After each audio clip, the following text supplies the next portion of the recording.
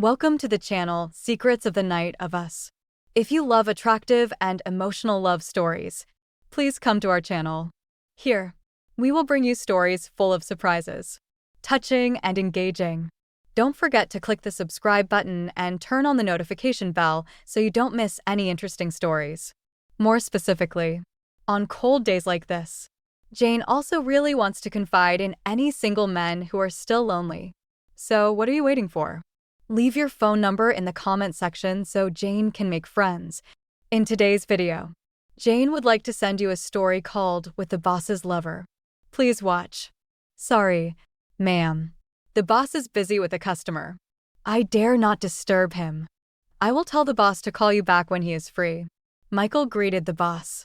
After answering the boss, Michael smiled and hung up the phone. The boss's guest was not a customer but Mr. Theodore's mistress.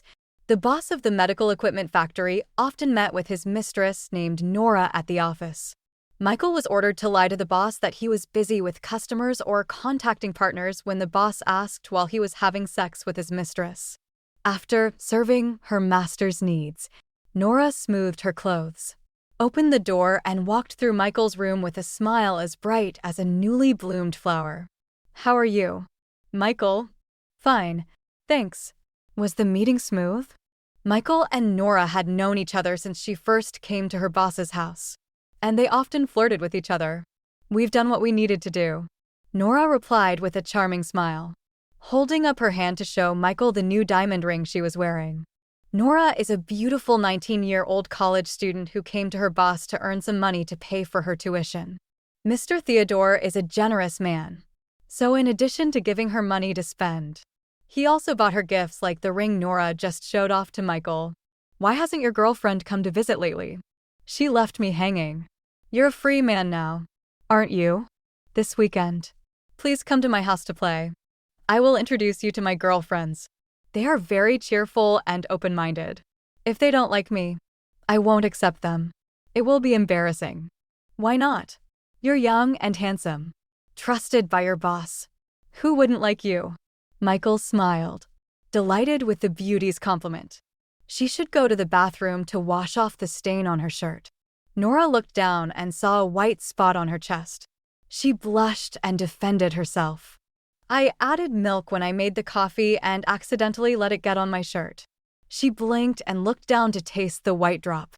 Michael looked at Nora in surprise, daring to taste her master's things so naturally in front of him. She came to let him solve his needs. That was her duty, but it also brought her wonderful feelings. She came twice a week, on Mondays and Thursdays, and each time she performed her duties, she was paid handsomely to spend freely. "I have to go now. Goodbye, Nora." She held out her hand, and Michael kissed it before saying goodbye.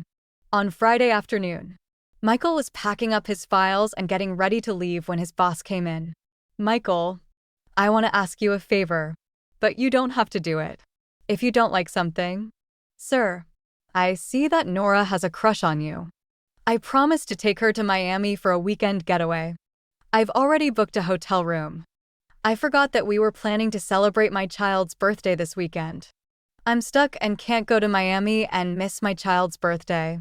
If I go to Miami, I'll be miserable with my wife. If I don't go to Miami, I'll break my promise to Nora. I don't want Nora to be sad about this. Can you help me take her to Miami?" Luckily, the boss took the beauty on a weekend getaway. Michael wanted to but acted like he was forced to do his duty. "Sir, I have an appointment with my friend this weekend. I will create a reasonable work reason to cancel the appointment to help you. But the problem is that Nora is a very expensive person. I can't afford to upset her. Don't worry. I will cover all the expenses. I have booked the room and will give you the money to spend freely. Is $2 million enough? If you don't have enough, you can pay me in advance and I will refund you later." After receiving the $2 million from his boss, Michael went to inform Nora that her vacation plans with her boss had changed at the last minute. "Oh, should I go then?" "Why not? Don't you like me? I was assigned to take you to Miami for vacation and serve all your needs. I have the duty to make you happy during your vacation in Miami. Whatever you want. I have to follow your wishes. Do you guarantee to satisfy me?" Sure. Okay, then let's go. Michael felt excited. Using his boss's money to go out with his boss's girl and most likely destroying her. He would find a way to prolong the fun with her for a few more days. There was nothing more enjoyable than getting a day off from work and sleeping with his young mistress in a romantic beach area. At 6 p.m. on Friday, Michael drove to pick up Nora. Michael was proud to see Nora and found her more beautiful than the days she went to the office to meet her boss. Today, she wore light makeup and fresh clothes, with the air of an innocent college girl who had not yet experienced the world. In the car, Michael let her choose the music she liked. She adjusted the seat back, lay down, listened to music, and talked to Michael. He wisely spoke little and listened a lot to get to know her. She confided in him about her family and her situation. Nora told him about being kicked out of the house by her mother when she was 18. I used to date my boyfriend, and when my mother kicked me out, I went to stay at my friend's house. He wasn't a good guy, but his ability to do that was impeccable. It seemed like he was into drug dealing. So even though he didn't work for any office, he still had money to support me. Were you still living with him while you were seeing Mr. Theodore? We broke up a long time ago. Why? He betrayed me. He had many lovers. I was so angry that I moved out of his house to live with his girlfriend. My friend is a lead dancer. She introduced me to your boss. Oh, that's right. One day I went to the dance hall to see how my friend was doing. If possible, I would like to become a dancer. That day, Mr. Theodore also went to the dance hall. He was my friend's #1 customer. She introduced me to your boss. He advised me not to work at the dance hall. He promised to find me a job in his office with a higher salary than working at the dance hall. I agreed immediately. Yes, in my situation it's difficult to become a doctor or a lawyer. So why not take that lucky opportunity? Your boss is a kind and lovely person. I know it's difficult for me to work with him for long. But right now I don't have to do any hard work and I get a decent amount of money to spend. I've told you about myself. Now it's your turn to tell me about your lover. We broke up. What else is there to say? Do you usually perform oral? I mean foreplay? I want to know if you like oral. When your lover uses her mouth, do you come in and out of her mouth? And does she demand that you perform?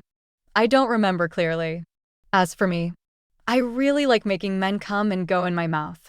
Nora started by stating her preferences to entice Michael to wake up his little guy. Michael had to try to change the subject to avoid losing control of the car. Nora was a sexy girl. He had to try to keep his eyes on the road to forget the seductive speakers. Finally, the two of them arrived at the hotel.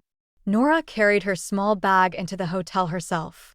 Michael and the hotel waiter carried her remaining bulky luggage into the room. The room that Mr. Theodore had booked was on the 2nd floor, airy, fully furnished, with windows overlooking the sea. The room had air conditioning, a refrigerator with drinks inside, a TV, a video player, a cassette player, and even a dressing table with all kinds of powder and perfume. Michael was surprised that there was only one large bed in the room. So where would he sleep? Nora was smart. She could read his thoughts from her face. Don't worry. The bed is big. We can share it. Do you snore? No, only when I'm too drunk. Okay, that's great. We'll share a bed tonight. Michael was surprised to be invited to sleep in the same bed by Nora. He was secretly happy because fire near straw would definitely burn. Nora had a sexy body of a young girl mixed with the boldness of a mature woman, making her beauty extremely attractive. Are you hungry? I'm about to faint. Okay, let's go out and get something to eat. No need to waste time going anywhere. I brought bread and some food boxes from the fridge and beer. That's enough for us to fill our stomachs. Rest for a few hours to ease our fatigue.